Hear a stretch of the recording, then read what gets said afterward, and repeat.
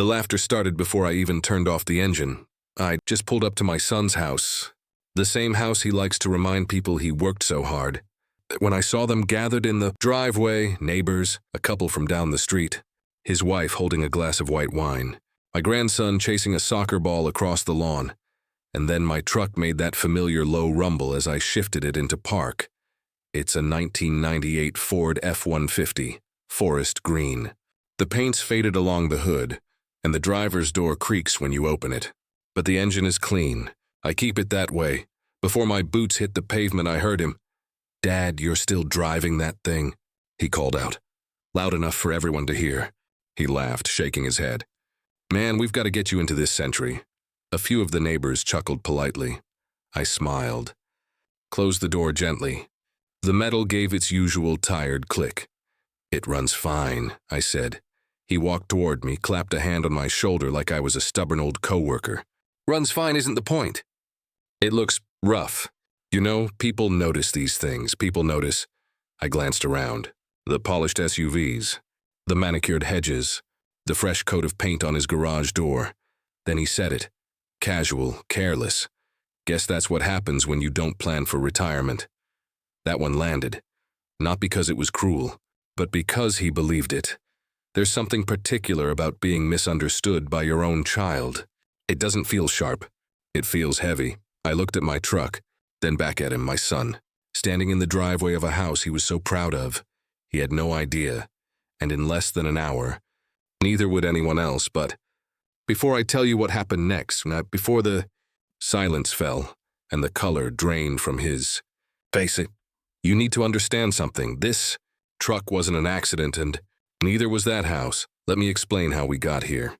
I've never needed new things to feel steady. I grew up in a 2-bedroom house with 1 bathroom, and a father who believed if something worked, you kept it. When I bought that truck in '98, it wasn't because it was flashy. It was because it was reliable. Paid it off in 3 years. Changed the oil every 3,000 miles. Washed it every Sunday afternoon, whether it looked dirty or not. There's a certain peace in maintaining what you own. After my wife passed 8 years ago, that routine became something more than habit. It became structure. Saturday mornings at the hardware store. Coffee at the same counter stool afterward. Church on Sundays. I keep my lawn trimmed, my gutters clean, and my word kept. Retired doesn't mean idle. I stepped down from my construction firm at 68. Sold my remaining shares slowly over time. Not because I needed the money, but because I wanted a clean exit. I'd built that company from a 2-man framing crew into something that employed 73 people at its peak. I never advertised that part much. The men who worked beside me knew. That was enough. My son, Daniel, grew up around sawdust and blueprints. He'd sit on overturned buckets at job sites, drawing on scrap drywall with carpenter pencils. I made sure he never felt the weight of what it took to keep the lights on. That was my job. When he wanted to go to college out of state, I didn't hesitate. Tuition was paid before the first semester bill arrived. He never saw the overtime winters, or the second mortgage we carried for 3 years to make it happen. He didn't need to. That's the thing about providing quietly. If you do it right, no one sees the strain. They only feel the comfort. After he married Lauren, they rented for a while. Nice place. Too expensive in my opinion, but it wasn't my marriage. When the housing market dipped about 6 years ago, Daniel called me one evening. "Dad, there's this place," he said. "It's a stretch, but if we move fast." He talked about square footage in school districts and how it would be a smart investment. I listened. "What's the stretch?" I asked. He hesitated. "Down payment." "We're close, but not quite there." I remember sitting at my kitchen table, looking at the envelope from my financial advisor that had arrived earlier that week. I'd done well. Better than I ever expected when I was 30 and swinging a hammer in July heat. "How much are you short?" I asked. He told me it wasn't a small number. "Let me handle it," I said. There was a long pause. "Dad, I don't want to be a burden." "You're not," I replied. "Just promise me something." "What's that?" "Take care of it. And don't talk about it," he laughed softly. "Talk about what?" "Exactly." The funds moved through my attorney's office, clean, simple, quiet. The closing happened without delay. Daniel and Lauren stood in front of that house with oversized keys and wide smiles. I stood off to the side, hands in my jacket pockets, content. He told everyone he'd negotiated well. Timed the market, made disciplined choices. I let him. Because pride in a son is a fragile thing. You don't step on it unless you have to. Over the years, they filled the house with furniture that arrived in large cardboard boxes and cars that came with monthly payments. Vacations posted online, upgrades, renovations. A kitchen island replaced with a larger one because the trend shifted. Whenever Daniel visited me, he'd look around my place with a polite sort of discomfort. Same couch, same oak dining table, same truck in the driveway. "Dad, you know you don't have to live like this," he said once, standing in my garage, running a finger along the truck's fender. "You could at least get something newer, safer." "It's safe," I said. "I take care of it." He nodded, but I could see it, that quiet calculation. The assumption that my simplicity was limitation, that my contentment meant constraint. Lauren was subtler. She'd ask about my plans, about whether I'd thought of downsizing. Once she mentioned estate planning in a tone that sounded helpful but felt exploratory. "You've worked so hard," she said. "You should enjoy it." "I do," I almost told her. Enjoyment just doesn't always shine. What Daniel never understood, what perhaps I never made clear, is that wealth isn't always visible. Sometimes it looks like an old truck paid off decades ago, a house with no mortgage, investments left untouched because there's no need to touch them. Sometimes it looks like restraint. By the time that afternoon barbecue rolled around, the pattern had already formed. The gentle jokes, the concerned suggestions, the sideways glances at my boots when I stepped out of that truck, none of it felt urgent, until the laughter carried a little farther than usual, and I realized something had shifted. The first time Daniel used the word worried, it almost sounded sincere. It was about 3 months before the barbecue. He'd invited me over for dinner, just the 4 of us. Lauren had made salmon. The table was set with the kind of folded cloth napkins that require instruction to unfold properly. We ate. We talked about my grandson's math grades, about a neighbor who'd installed security cameras after a package theft. Ordinary things. It wasn't until the plates were cleared that Daniel leaned back in his chair and studied me the way a man studies a blueprint he doesn't quite trust. "Dad," he began carefully, "can I ask you something without you taking it the wrong way?" "You can try," I said. Lauren gave him a small nod like they'd rehearsed who would speak first. "It's about the truck," he said. "And just things in general." I folded my hands on the table. "All right," he exhaled. "I guess I just don't understand why you hold on to stuff that long. I mean, you worked your whole life. You built a company. You don't have to prove anything anymore." "I'm not proving anything," I said. "That's kind of my point." He leaned forward. "People see you pull up in that thing, Dad. It doesn't match who you are." Lauren jumped in gently. "Daniel just means perception matters, especially in this neighborhood. The guys here, they all drive—" "I've noticed what they drive," I said, not unkindly. Daniel pressed on. "It's not just about the truck. Your house, the way you manage things. You've always been private about money. I respect that, but sometimes I wonder if you're being too conservative." There it was again. Conservative, as if caution were a flaw. "I have what I need," I said. "But do you?" he asked. "I mean, inflation's real. Healthcare's expensive. What if something happens?" I studied him for a moment. His tone was measured. Concern wrapped neatly around implication. "What exactly are you asking, Daniel?" He hesitated just briefly. "I'm asking if you've had someone look at your finances recently." "Professional, I have," I said. "For years." "Okay, good. That's good." He nodded, relieved, or pretending to be. "Because sometimes when you talk about making do and keeping things simple, it sounds like you're tightening up. Like you're worried about running out." The room went quiet in that particular way it does when a misunderstanding is about to harden into belief. Lauren reached for her wine glass. "We just don't want you struggling in silence," she said softly. "You've always taken care of everyone else." I almost smiled at that, struggling in silence. "I'm not struggling," I said evenly. Daniel rubbed his hands together. "Then let us help you enjoy it. Trade in the truck. Maybe look at something comfortable, safer. We could even go together. I like my truck. He laughed lightly, but there was impatience under it. Dad, it's 28 years old. It's 28 years maintained. He leaned back again, studying me. Sometimes I feel like you're stuck in the old days. Like you don't trust the present. I trust what's solid, I said. That seemed to frustrate him more than an argument would have. He stood and walked to the kitchen island, resting his hands on the polished stone. You know, Lauren's dad moved his assets into a family trust last year. Made things simple, transparent. It helps everyone breathe easier. There it was. Not a demand, not yet.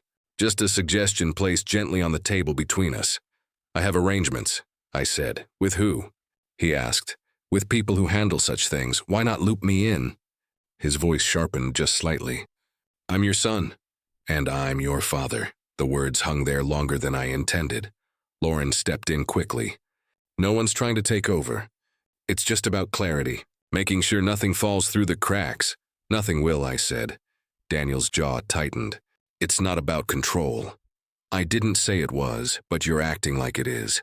I let the silence stretch. In construction, you learn that silence reveals more than noise. Men fill it with what they're really thinking. Finally, he sighed.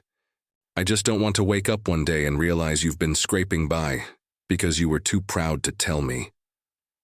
I looked at my son, at the house behind him, the granite counters, the recessed lighting. I have never scraped by, I said quietly. He nodded, but he didn't look convinced. And that was the moment I understood something. I hadn't wanted to see. This wasn't about safety. It wasn't about Bidget. It was about assumption. Daniel believed he had surpassed financially, socially, practically. The old truck was evidence in his mind, proof that I had plateaued while he accelerated. And once a man believes that narrative, he starts building decisions around it. I stood to leave not long after. Daniel walked me to the driveway. He glanced at the truck again. Just think about it, okay? I always do, I said. As I drove home, I realized something had shifted. Concern had edges now. Suggestions had direction. They weren't just worried about my comfort. They were beginning to calculate my capacity. And when people start calculating what they think you have, they eventually start planning for it. The paperwork showed up 2 weeks later, not in the mail, in person. Daniel stopped by on a Tuesday afternoon, unannounced but cheerful, holding a slim leather folder like a salesman who'd already closed the deal in his head. Got a minute? He asked. I was in the garage rotating the tires on the truck. The radio was playing low. Turned it off. Sure. He stepped inside, glanced around at the pegboard tools, the labeled storage bins, the oil-stained map on the concrete floor. His eyes lingered the way they had at dinner, measuring. I've been thinking about our conversation, he said, about making sure everything's secure. I told you it is. I know. He gave a quick smile. This is just extra insurance. He opened the folder on my workbench and turned it toward me. Power of attorney durable. Immediate upon incapacity, and, with a secondary clause, optionally effective upon signing. I read it once. Then again, you've already filled it out, I said. It's standard, he replied quickly. Lauren's cousin is a paralegal. She said this is what most families do. Just means if anything happens, hospital, confusion, paperwork. I can step in without red tape. I'm not confused, I said. I didn't say you were. It says effective immediately. That's just easier administratively, he answered. Banks can be slow if it's conditional. I closed the folder gently. Daniel. He shifted his weight. Dad, this isn't about taking anything. It's about protecting you. What if someone talks you into a bad investment? What if you miss something? You've always handled everything alone. That's admirable. But you don't have to. I'm aware.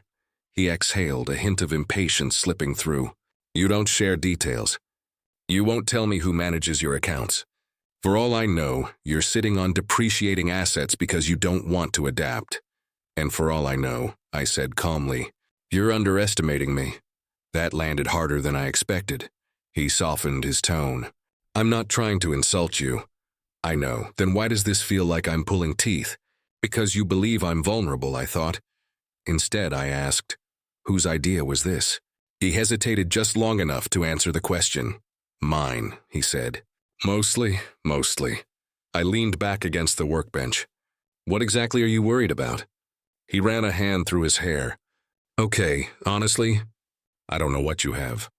I don't know what your plan is. And if something happened tomorrow, Lauren and I would be scrambling to figure it out. That's stressful. So this is about stress. It's about responsibility, he said firmly. I'm your only son. The way he said it carried weight, but also entitlement. I've already made arrangements, I told him. Legal ones. With professionals. Who? He pressed. My attorney. What attorney? The one I've used for 20 years. He stared at me, clearly unaware such a person existed. Dad. Why wouldn't you tell me that? Because it's handled. He looked down at the folder, then back at me. This just makes things cleaner, transparent. We're family. I held his gaze. Family doesn't require signatures to prove trust. His jaw tightened again. So you don't trust me? That's not what I said. But it's what you mean. Silence filled the garage, thick and mechanical. Finally, he tried a different angle. Look, refinancing rates are favorable right now. If you ever wanted to liquidate and reposition, having me authorized would make it seamless. We could even look at selling this place and moving you somewhere more appropriate. For your stage of life, he clarified quickly. Low maintenance. Community amenities. You wouldn't need a truck there. There it was, not just management, migration, a soft relocation of authority. I walked to the sink and washed the grease from my hands slowly. When I dried them, I turned back to him. Daniel, do you believe I can't manage my own affairs? He hesitated too long. I believe, he said carefully, that eventually, everyone needs help. I'll ask when I do. He looked disappointed, frustrated, maybe even embarrassed. Just think about it, he said, tapping the folder. It's not a big deal. I handed it back to him. It is, I said. He left shortly after that, the folder tucked under his arm, his expression somewhere between concern and calculation. As I watched him drive away, I realized something else. He wasn't acting maliciously. He was acting on incomplete information. In his mind, he was stepping up, taking responsibility for a father who'd grown smaller with age. He didn't know the numbers. He didn't know the structure. He didn't know that the house he stood in, the one he was so eager to leverage and refinance and expand, had been purchased without a single dollar of bank debt. And he certainly didn't know whose account had made that possible, but the more he pushed, the closer we were getting to a moment when he would. The barbecue was Daniel's idea. Neighborhood appreciation, he called it. An excuse to gather the cul-de-sac, show off the new patio furniture, let the men compare lawn treatments and interest rates. I arrived 10 minutes early. I've always believed it's better to help set up than to make an entrance. The truck made its usual steady hum as I turned onto his street. I noticed two new vehicles in the driveway, a silver luxury SUV and a glossy, black pickup that looked like it had never seen a grain of dirt. Mine sounded different pulling in beside them. Older, mechanical, honest Daniel was already outside arranging folding chairs. He looked up as I parked. For a split second, something crossed his face. Not surprise, not quite irritation, something closer to resignation. I stepped out, closed the door carefully, and adjusted my jacket. Hey, I said. Hey, Dad. He forced a smile. You made it. I said I would. His eyes flicked to the truck before returning to me. You know, Mark just bought the new hybrid F-150. Thing practically drives itself. I enjoy driving, I said. He gave a quick chuckle. But it didn't travel far. Guests began to arrive. Handshakes, firm grips, firm opinions. Men in polo shirts discussing square footage like it was a competitive sport. Lauren moved gracefully between them, offering drinks. I kept mostly to the edge of the patio, listening more than speaking. That's always been my habit. You learn a lot that way. At one point, I stepped inside to wash my hands. The kitchen was empty, but the sliding door was cracked open. Voices carried through. Daniel's was easy to recognize. I keep telling him just upgrade it. Come on, it's older than my career. A few men laughed. He probably doesn't want the payment, someone joked. Daniel's response came quickly. Too quickly. Payment? No, he's just Old school. Never really adapted. Some people don't plan big, you know? They just get by. Get by. I stood very still. Another voice, and Mark, I think, said, "Well, at least he's not asking you for help." Daniel laughed again. "Yeah, I guess I dodged that bullet." The words weren't shouted. They weren't cruel in tone. They were casual. That's what made them heavy. I stepped back from the door before they could see my shadow. Gave them time to shift topics. Then I walked out as if nothing had been said. Daniel glanced at me, searching my face for signs I wasn't offering. "Dad, you mind manning the grill for a bit?" he asked. "You're the pro." Of course, I took the spatula. Turned the burgers carefully. Watched the fat flare against the flame. Across the yard, a small group had formed near the driveway. I could see my truck from where I stood. Mark was circling it. "Thing's a relic," he said loudly enough for several people to hear. "You restoring it or something?" Daniel joined him. "Nope, that's his daily driver." More laughter. Lauren tried to soften it. "It has character." "Yeah," Daniel said, grinning. "So does a rotary phone. There's a particular sensation when your child reduces you to a punchline. It doesn't feel like anger. It feels like distance." I flipped another burger. Timed it just right. No one would accuse me of undercooking anything. Eventually, Daniel wandered back over. "You okay?" he asked, almost absent-mindedly. "I'm fine," he hesitated. "We're just teasing. You know that, right?" "I heard you." His expression faltered. "Just slightly." "Dad, it's your house," I said calmly. "Your guests." He looked toward the driveway, where the truck sat under the late afternoon sun. For the first time, I saw a flicker of uncertainty. Then Mark called out, "Hey, Daniel, when you upgrading him?" Daniel forced another smile and raised his voice. "Working on it." More laughter. I set the spatula down. That was the moment something in me settled. Not anger, clarity. Because Daniel wasn't just embarrassed by the truck. He was building a narrative, one where he had risen beyond his father, where the old man in the faded pickup was a cautionary tale about small thinking and limited means, and everyone there believed it. I wiped my hands on a towel and looked across. The yard one more time if he wanted a public story. Then perhaps it was time the full version was told. The truth didn't arrive with a speech. It arrived with a question. Just as the sun began to dip and the conversations loosened into second drinks, a man I hadn't seen before approached the grill. Mid-50s. Crisp blue shirt. The kind of posture that comes from years behind a desk, not a wheelbarrow. "Mr. Whitaker?" he asked. I nodded. "That's right, Thomas Reed." He extended his hand. "I handle commercial accounts at First National." His name settled into place. I recognized it from letterhead. "You work with Daniel," I said. "Yes, sir. He mentioned you might stop by today." He lowered his voice slightly. "I've actually been hoping to run into you." "That's so." He glanced toward the patio where Daniel was animatedly describing something with his hands. Probably square footage again. "Your son came in last week," Thomas said carefully. "Asked about refinancing options, possibly leveraging equity for a renovation. Perfectly reasonable request." I said nothing. There was just one complication. I turned a burger. "Which was?" Thomas offered a polite, almost apologetic smile. "The title records." Now I looked at him. He continued, voice respectful. "The property isn't financed. No mortgage, no lien. It was purchased outright." "Yes," I said. He studied my face for confirmation of something he already suspected. "The wire transfer originated from Whitaker Holdings," he added quietly. 5 years ago." In full, the grill popped. A flare of orange rose and fell. Daniel had never noticed the sender line. Or perhaps he had and never asked. Thomas cleared his throat. "When your son requested a valuation review, underwriting flagged the original transaction. They asked for verification of source of funds. That's how my office became reacquainted with your name. And?" I asked. "And," he said gently. There seemed to be some confusion on his end about how the property was acquired.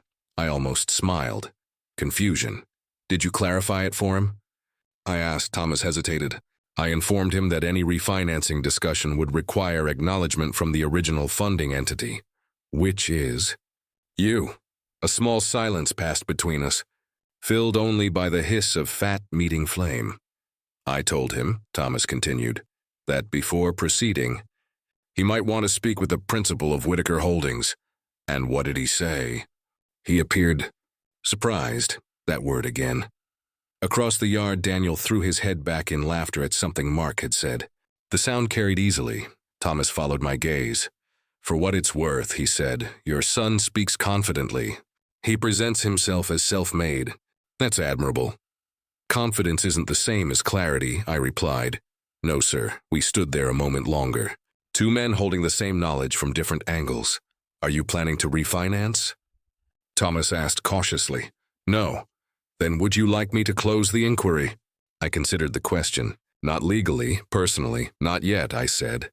He nodded, understanding more than I spelled out. If there's anything you need, he added. My office answers to you. I believed him as he stepped away. Daniel noticed and walked over, curiosity etched across his face. You two know each other? He asked. We've met, I said. Thomas extended his hand again, this time formally. Good to see you, Daniel. We'll follow up next week. Daniel blinked.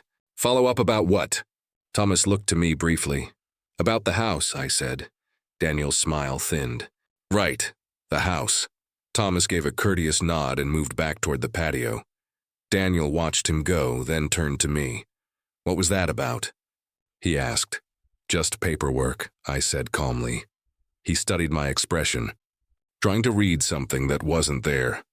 The laughter near the driveway picked up again. Mark had opened the door to my truck. Smells like the 90s in here, he called out. A few men leaned in to look. Daniel winced, and in that moment, as the banker returned to his wine, and the neighbors examined my worn leather seats like museum artifacts, I understood something clearly. The truth was no longer private, it was simply pending. It was Daniel who brought it into the open. He tried to do it casually, so, he said, raising his voice slightly as Thomas rejoined the circle near the patio heaters. Since we're all talking investments tonight, Thomas here was just helping me look at some refinancing options. A few of the men nodded approvingly. Mark lifted his glass. Smart move.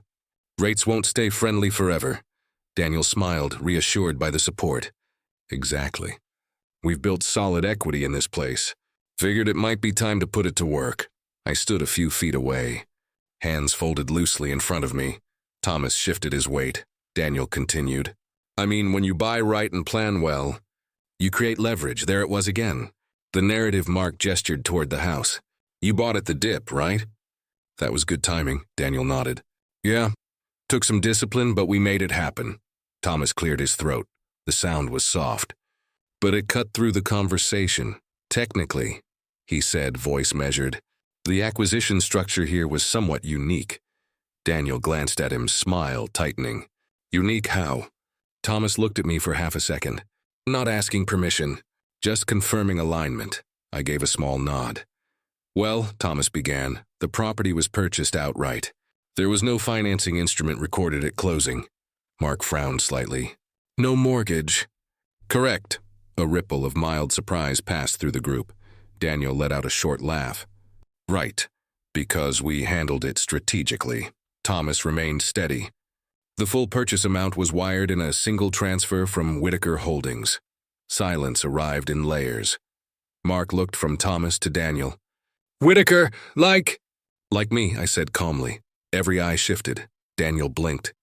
Dad, that's just the account name you used to help with the down payment. It was the full amount, Thomas clarified gently. All cash, the patio heater hummed. Somewhere across the yard, a plate clinked against concrete.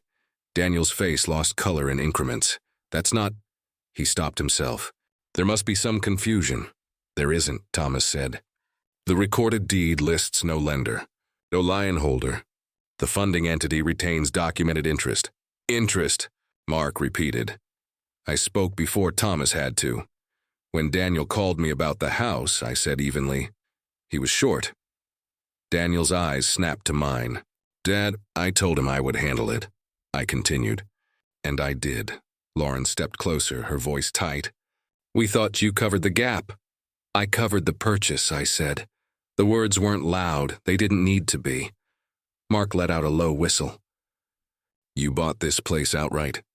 For them, I said. Daniel's jaw worked as if he were chewing something too large to swallow. That's not how I remember it, he said quietly. That's how it was structured, Thomas replied. Still professional, still neutral. Your father requested discretion at the time. A neighbor asked the question no one else wanted to phrase. So, technically, whose house is it? I answered without hesitation. It's Daniel's home, I said. But it exists because I wrote a check. The distinction settled heavily. Daniel looked around at the circle of men who, moments earlier, had been congratulating him on leverage and foresight. The story had shifted. Mark rubbed the back of his neck. Well, that's one way to avoid interest rates. A few strained chuckles followed, thin and uncertain. Daniel finally found his voice. Why would you say this here? He asked me, barely above a whisper. I didn't, I said. You did. That landed. Thomas stepped back slightly, signaling his role was finished. If there are any questions about documentation, he said, my office can provide copies. No one asked for them. Daniel's confidence, the easy rhythm he'd carried all afternoon, was gone. In its place was something rawer. Not anger, exposure. He looked toward the driveway where my old truck sat beneath the streetlight now flickering on. The jokes about depreciation, about planning small, they hung in the air like smoke that hadn't cleared. I met his eyes not with triumph, not with accusation, just with steadiness. I've never scraped by, I said quietly. The circle dissolved slowly after that. Conversations restarted in smaller fragments. Glasses were refilled, but the tone had changed. Perception matters, Daniel had said. He was right, and perception had just been recalibrated. People didn't leave immediately, they lingered. The way guests do when they sense they've witnessed something they'll talk about later, but don't yet know how to exit gracefully. Mark was the first to approach me. Didn't realize you were sitting on a war chest, he said, attempting a smile that didn't quite form. I'm not sitting on anything, I replied. I just don't owe anyone. He nodded slowly, eyes drifting toward the truck. He didn't joke about it this time. Smart, he muttered almost to himself. One by one, the men who had circled my pickup earlier found reasons to shake my hand. Their grips were firmer now, their tone measured. Respect has a sound when it returns. It's quieter than laughter. Lauren disappeared inside. I could see her silhouette moving quickly past the kitchen windows. Processing. Daniel remained near the patio heater, hands on his hips, staring at the ground as if recalculating something only he could see. When most of the neighbors had finally gathered their dishes and said their good nights, the driveway grew still, just family. I walked toward my truck. Not to leave yet, just to stand beside it. Daniel followed. You embarrassed me, he said, but there wasn't heat in it. Only confusion. I answered a question, I replied. You could have told me privately. I tried to, I said, several times. He ran a hand through his hair again, the same gesture from the garage weeks earlier. Why wouldn't you just explain it from the start? He asked. Why let me think that you bought the house yourself? He didn't answer. I gave you what you needed, I said calmly. Stability, a start. I didn't give it to you so you could feel smaller. He looked up sharply. I don't feel smaller. Then what do you feel? That stopped him. The porch light cast a long shadow across the driveway. My truck's paint caught the glow in uneven patches. Worn but intact. I feel like I didn't know my own father, he admitted after a moment. That's different, I said. He swallowed. All this time I thought you were just cautious, tight. I am cautious, I said. That's how you get to write checks like that. A faint, reluctant smile tugged at the corner of his mouth. Didn't last.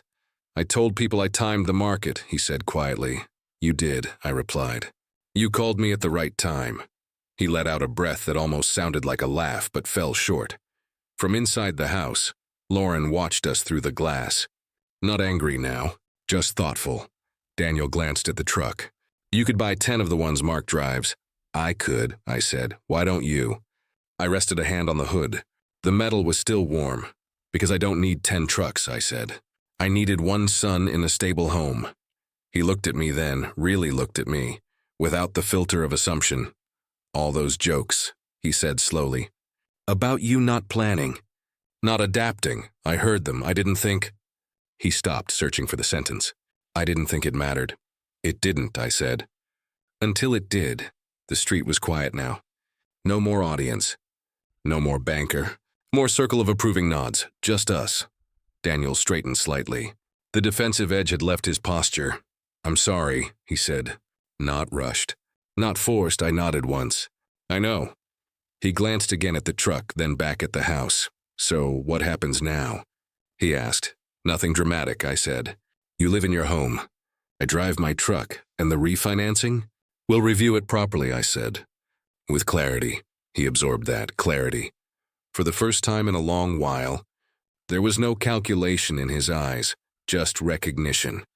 The balance hadn't shifted because I raised my voice. It shifted because the truth stood still. Drove home that night with the windows down. The truck rattled softly over the seam in the highway near the exit ramp, the same seam it's rattled over for 28 years. There's a comfort in knowing exactly where a road will speak to you. I thought about my father on that drive. He never owned anything outright except a toolbox and a wedding ring. He worked at a paper mill for 31 years and died 2 months after retiring. When we cleaned out his house, we found a coffee can in the closet with $412 in it. That was his margin.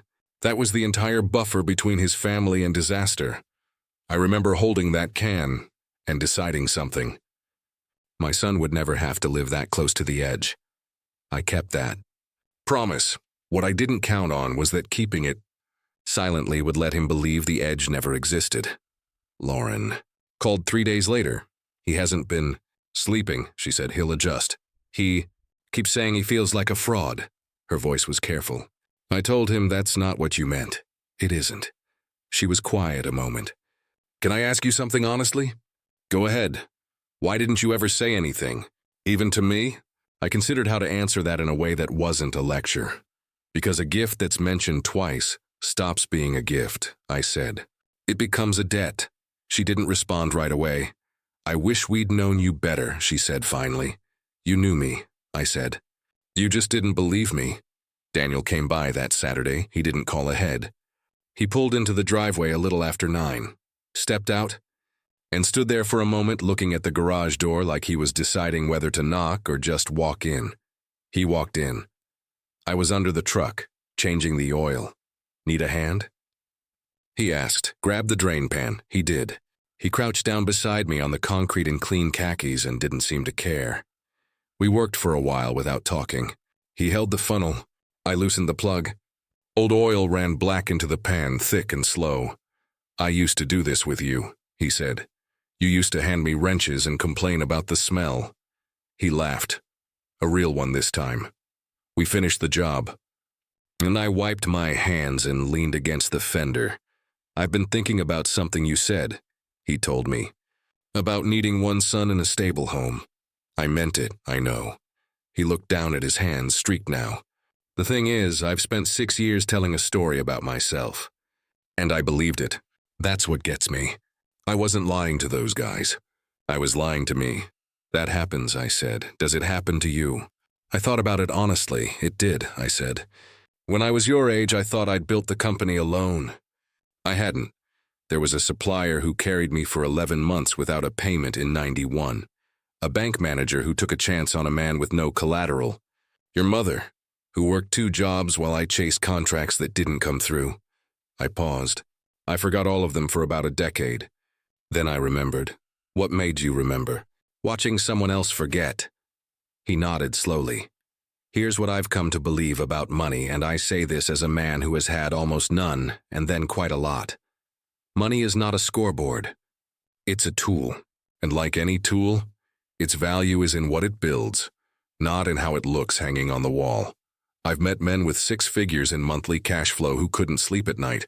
I've met a foreman named Reuben who raised 4 kids on hourly wages, and never once looked worried, because he didn't owe anything to anyone, and he knew exactly what he had. The difference isn't the number. It's the relationship to the number. My truck isn't a statement. It's just honest. It does what I need. It costs me nothing but maintenance and attention, which is more than most people give the things they claim to love. And here's the part that took me 71 years to understand. The things we mock in others are usually the things we're afraid of becoming. Daniel wasn't laughing at a truck. He was laughing at the possibility of ordinariness, at the idea that a man could work his whole life and end up with faded paint and a creaking door. That fear had a grip on him, and mockery was how he kept it at arm's length. I don't blame him for that. I'd be lying if I said I never felt it, but fear makes a poor foundation. You can build a very impressive house on it, and it will still shift. We had dinner at my place a few weeks after that. Lauren, Daniel, my grandson. Nothing fancy. I made the same pot roast I've made for 40 years. At one point, my grandson, who is 9 and understands more than we give him credit for, asked me why I don't buy a new truck. Daniel tensed slightly. I set down my fork. Because this one still works, I told him. And when something still works, you take care of it. You don't replace it because someone else thinks you should. He thought about that for a second. Is that true for people too? The table went very quiet. Yes, I said. Especially for people. Daniel didn't look at me, but he reached over and squeezed his son's shoulder. I never asked for an apology in front of the neighbors. I never brought it up at Christmas. Thomas Reed closed the inquiry. The refinancing conversation ended quietly, and no one in that cul-de-sac has made a joke about my truck since. What changed wasn't their opinion of woe. What changed was that I stopped needing. That's the part nobody tells you about being underestimated. It's not a wound. It's information. It tells you exactly who's been paying attention and who's been performing. For 6 years, my son performed. Then one evening, a banker cleared his throat, and the performance ended. And what was left underneath was a man who finally had to look at his father directly. That's not humiliation. That's the beginning of a real relationship. I still drive the truck. The door still creaks. The paint still faded along the hood. Last month, the radio finally gave out, and I decided not to replace it. The quiet is fine. Sometimes when I'm out on the county road with the windows down and the fields running past, I think about that coffee can in my father's closet. $412. Everything he had. He'd never have believed what I've been able to do. But he'd have understood exactly why I do it this way. Because the point was never to look like a man who'd made it. The point was to be one, and to make sure the people I love never had to find out what $412 feels like when it's all that stands between you and the cold. I don't need my son to be impressed by me. I just need him to understand what quiet costs. A man who has to announce his worth has already spent it.